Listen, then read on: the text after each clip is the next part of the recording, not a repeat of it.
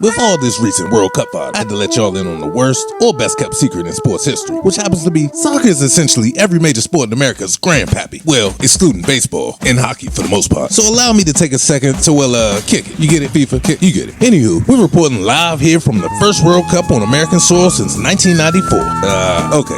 Sort of live. I'm actually here in the studio. But we're officially in the middle of World Cup season. So suddenly, people who haven't watched soccer since elementary school are debating formations, talking about goal differentials, and structuring parlays like it's football season. Oh, well, the other football season. You know, the one with the helmets. Which brought me to my next point. What if I told you the hidden connection between soccer, football, and basketball is deeper than you realize? Not just that. What if I showed you how the origin of our favorite American sports wouldn't even exist without soccer? Well, you see, that's why you got me to break it down for you. In fact, the history behind how soccer created football and basketball is probably one of the most overlooked stories in sports history. And before somebody storms in the comments wearing a souvenir helmet and a 90s champion NFL jersey with oversized numbers, hear me out. You see, most people, those people being American, assume soccer and football are completely unrelated because of the somewhat different field, definitely a completely different ball, and what you would assume were different rules. But that's not actually, or factually true. So to understand the history of soccer in America and why soccer is growing in America today, you gotta go back to England in the 1800s. Back then, there wasn't one official version of the sport, football. You see, different schools had different rules.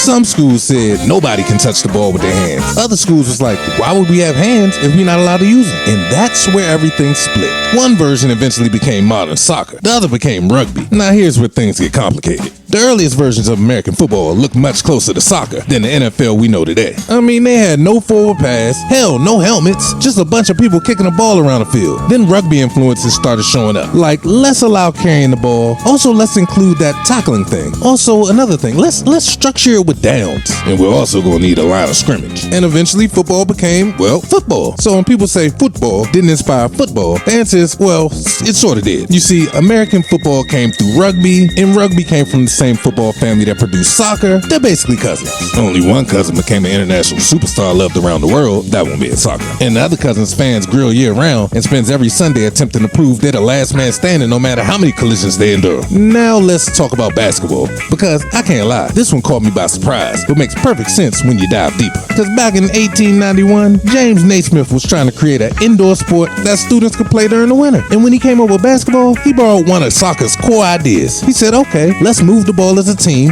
toward a goal. I mean, that's literally the entire foundation. In fact, the first basketball games were played with a soccer ball, an actual soccer ball, because, basketballs didn't even exist yet, obviously. But imagine telling an NBA fan that. I can see y'all now like, nah, Sal, I'll call cap on this one. Go ahead and fact check me. I'll wait. Actually, I won't. You can pause and come back and tell me I'm right in the comments. But think about it. From passing to the spacing and finding open lanes to creating scoring opportunities along with moving the ball. Those were and still are soccer terms. Basketball simply adapted them for a smaller playing area. It's almost like basketball looked at soccer and said, what if we moved everything indoors and reversed the feet only rules to hands only? Boom. Now you got basketball as we know it today. Well, at least structurally. Now before hockey fans start typing angry comments, relax. Nobody's blaming soccer for hockey. Even though outside looking in, it looks like soccer on ice and even shares similar rules. But no, hockey actually derives from the sticky ball games like field hockey, shinty, whatever that is, and hurling. I say hurl. Not that kind of hurling. I was talking about the sport. And that's a whole other family tree. Which honestly makes sense, because hockey feels like a sport invented by people who looked at ice and thought, you know what our frozen lake needs? A puck moving 100 miles an hour. So, a few things to remember for the quiz. Baseball came from bat and ball games like rounders and cricket. With that being said, let me pause for a second for a bit of unknown trivia, because I'm sure I wasn't the only one that didn't know this. But okay, I can believe soccer's the #1 sport in the world. But who would have assumed it's immediately followed by cricket at number 2? I know.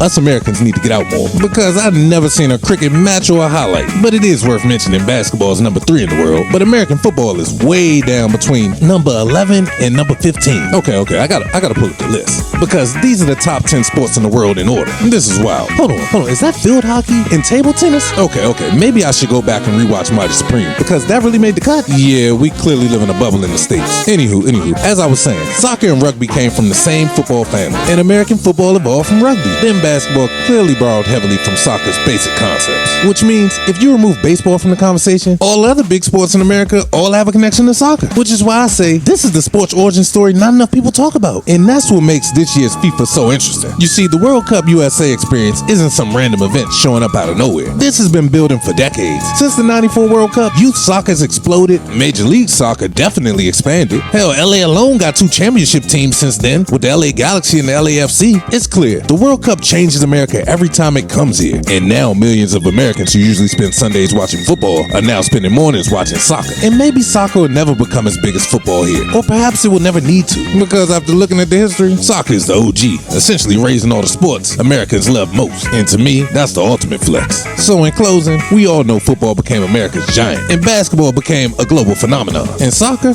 quietly sat back and watched its offspring grow up and spread globally, which when you think about it, might be the greatest assist in sports history, and was perhaps its ultimate goal the entire time. Get it? Goal? I guess my pen dude still got a little bit of ink left. Man, y'all subscribe, comment, and share, and y'all take care. Peace.